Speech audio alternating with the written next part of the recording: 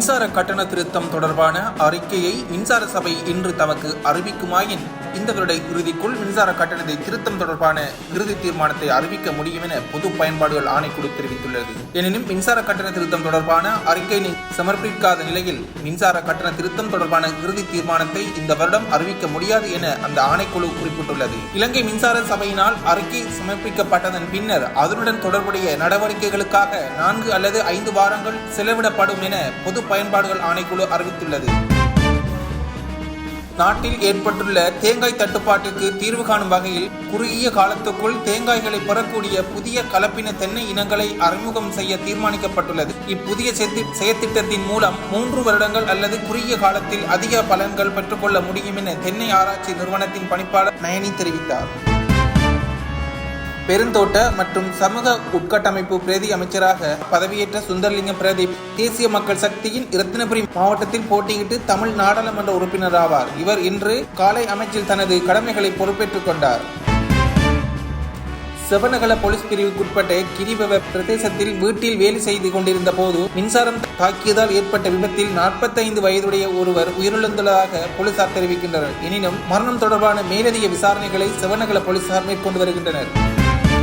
முன்னாள் ராஜாங்க அமைச்சர் சிவனேசதுரை சந்திரகாந்த் 2வது நாளாக இன்றைய தினம் குற்றப்புலனாய்வு திணைக்களத்துக்கு அழைக்கப்பட்டுள்ளார். ஏப்ரல் 21 தாக்குதல் தொடர்பில் சேனல் 4 தொலைக்காட்சியில் தயாரித்த விசேட காணொலியொன்றில் சிவனேசதுரை சந்திரகாந்தனின் முன்னாள் செயலாளரான அசாத் மௌலானா என்பவர் சிவனேசதுரை சந்திரகாந்தனுக்கும் ஏப்ரல் 21 தாக்குதலுக்கும் தொடர்பு இருப்பதாக அவர் குறிப்பிட்டிருந்தார். இந்த நிலையில் அவர் வெளிப்படுத்திய இந்த விடயம் தொடர்பாக வாக்குமூலம் பெறுவதற்காகவே முன்னாள் ராஜாங்க அமைச்சர் சிவனேசதுரை சந்திரகாந்தன் 2வது நாளாகவும் இன்று திணைக்களத்துக்கு அழைக்கப்பட்டுள்ளார்.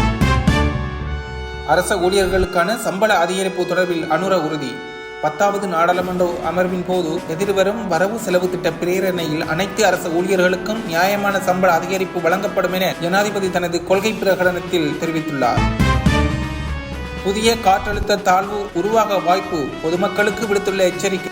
தென்கிழக்கு வங்கக்கடலில் நவம்பர் 23ஆம் தேதி குறைந்த காற்றழுத்த தாழ்வு பகுதி உருவாக வாய்ப்புள்ளதாக பொதுமக்கள் தங்களை அவதானமாக இருக்குமாறு வளிமண்டலவியல் திணைக்களம் குறிப்பிட்டுள்ளது. அடுத்த 2 நாட்கள் தென்மேற்கு வங்கக்கடலில் காற்றழுத்த தாழ்வு மண்டலமாக வலுப்பெற வாய்ப்புள்ளதால் இந்த அமைப்பு மேலும் தீவிரமடைந்து இலங்கையின் கிழக்கு கடற்கரை அருகில் நகரலாம் என எண்ணப்படுகின்றது. அத்துடன் வடக்கு, வடமத்திய மற்றும் கிழக்கு மாகாணங்களில் மாத்தளை மாவட்டத்திலும் அவ்வப்போது மழை அல்லது இடியுடன் கூடிய மழை பெய்யும். மாலை அல்லது இரவு வேளையில் தீவின் ஏனைய பகுதிகளில் பல இடங்களில் மழை அல்லது இடியுடன் கூடிய மழை பெய்யும். மேல், சப்ரமுக, மத்திய மற்றும் தென் மாகாணங்களில் சில இடங்களில் 100 மில்லிமீட்டருக்கும் அதிகமான பலத்த மழை பெய்யக்கூடும். வடக்கு, வடமத்திய மற்றும் வடமேல் மாகாணங்களிலும் மாத்தளை மாவட்டத்திலும் அவ்வப்போது மணித்தியாலத்துக்கு 30 தொடக்கம் 40 மில்லிமீட்டர் வேகத்தில் ஓரளவு பலத்த காற்று வீசக்கூடும் என வளிமண்டலவியல் திணைக்களம் தெரிவித்துள்ளது.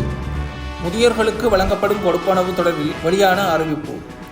அஸ்வசம நலம்புரி கொடுப்பனவு பெறும் குடும்பங்களில் 70 வயதை பூர்த்தி செய்த முதியோர்களுக்கான கொடுப்பனவாக 3000 ரூபாய் கொடுப்பனவை வழங்குவதற்கு தீர்மானிக்கப்பட்டுள்ளது. இதன்படி குறித்த உதவித்தொகை இம்மாதம் முதல் அஸ்வசம பெறும் முதியவர்களின் வங்கி கணக்குகளில் வரவு வைக்கப்பட உள்ளது.